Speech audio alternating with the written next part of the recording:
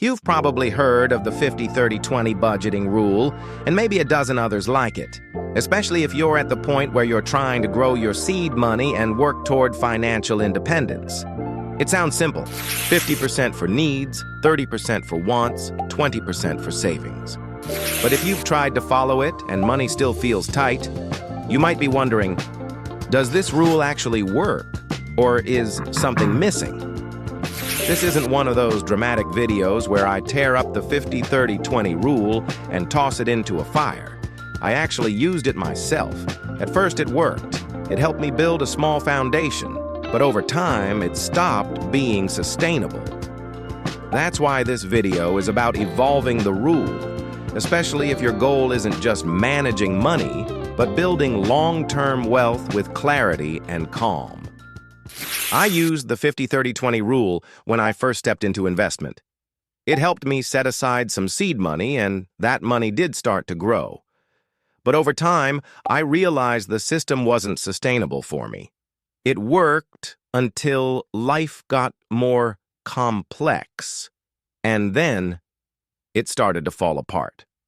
That's when I realized budgeting isn't just about dividing money into categories. It's about recognizing what drives your spending, what you value most, and how those choices either move you closer to financial independence or further away from it. So in this video, I'll show you the strengths of the 50-30-20 rule and where it starts to fall short, and how to reframe it through the lens of investing and long-term freedom so you can make peace with your money and finally move forward. Let's start with what the 50-30-20 rule gets right. It gives you structure, a way to finally see where your money's going. Instead of treating your entire paycheck like a foggy swirl of expenses, you have categories. It's the beginning of intention. And for many people, that's the shift they need, from reactive spending to proactive planning. But here's something most people miss. Budgeting isn't just about tracking your spending. It's about building your future freedom. The whole reason many of us want to invest is to achieve financial independence, that point where your investments can cover your living expenses and work becomes a choice, not a necessity. But to even get there, you need a seed.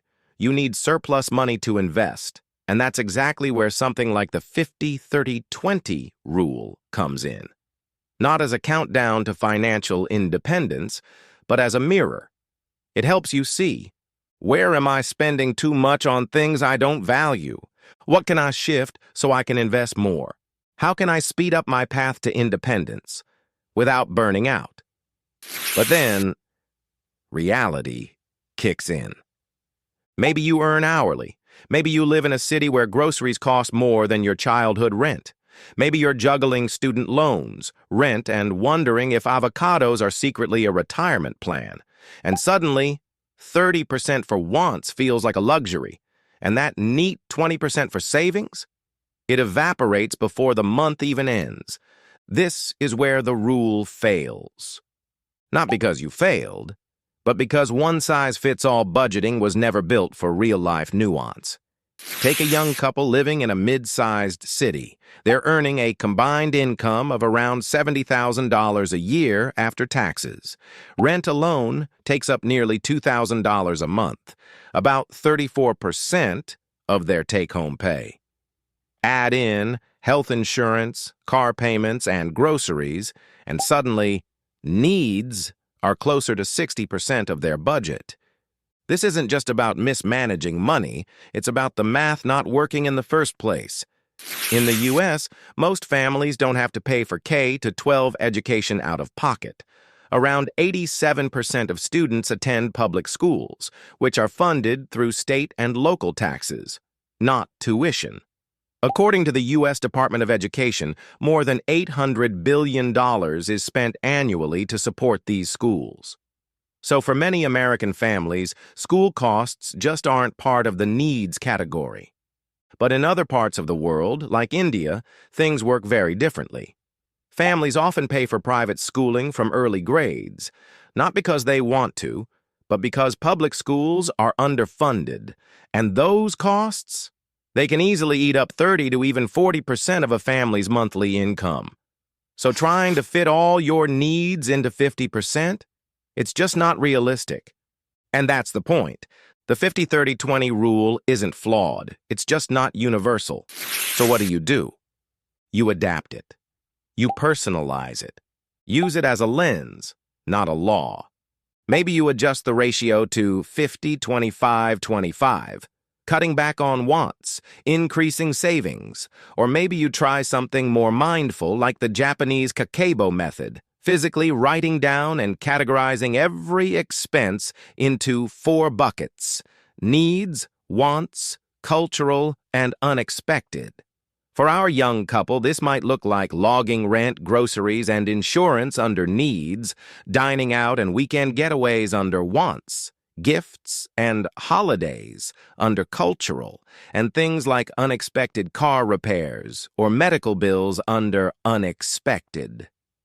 This kind of categorization doesn't just bring awareness, it reveals patterns. If they notice their wants bucket creeping too high, it's an immediate sign they're slowing down their path to investing.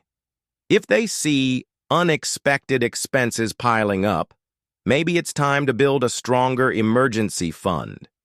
Over time, this helps them redirect money more intentionally, especially toward long-term goals like financial independence. Or use a method I personally love from project management called RAG status, red, amber, green. It's a simple but powerful traffic light system used in project management, and it translates beautifully to personal finance. Red means stop. These are expenses that aren't truly necessary and can be eliminated. Amber means caution. Spending that could be adjusted or optimized. Green means go. Essentials, or things that genuinely improve your quality of life. That same couple might tag their rent and health insurance as green, non-negotiables. Their car loan could be amber, room to tweak or refinance, and their unused gym memberships or forgotten subscriptions. Definitely red. By labeling expenses this way, they're not just trimming, they're prioritizing. It turns budgeting from a reactive routine into a proactive strategy. Green items stay protected, amber ones invite discussion, and red ones free up space to invest. When you look at your spending this way, budgeting shifts from guilt to freedom planning. You're not just tracking numbers, you're making space for your future self. You know, the version of you who isn't stress-scrolling bank apps at midnight. Because every dollar you don't waste on something forgettable is a dollar that can start growing for your independence. Because once you start freeing up even a small, consistent slice of your income, say that 20% the rule talks about, you can start investing. And investing doesn't need to be complicated.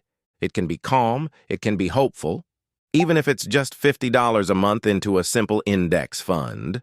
Or using dollar cost averaging to stay steady in a volatile 2025 market. What you're doing is saying, I'm not just reacting to life, I'm building something. And that's where real peace begins. So from now on, don't ask, can I stick to this rule? Ask, can this rule help me buy back my time? The 50-30-20 rule is a good place to start.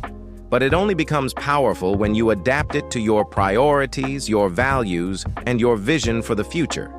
And if you're wondering, okay, so I've made room in my budget. How do I actually invest that money wisely? Check out my video on the DCA strategy, especially important in today's unpredictable market. It's one of the calmest, smartest ways to build wealth without needing perfect timing or predictions. I'll link it right here. Until next time.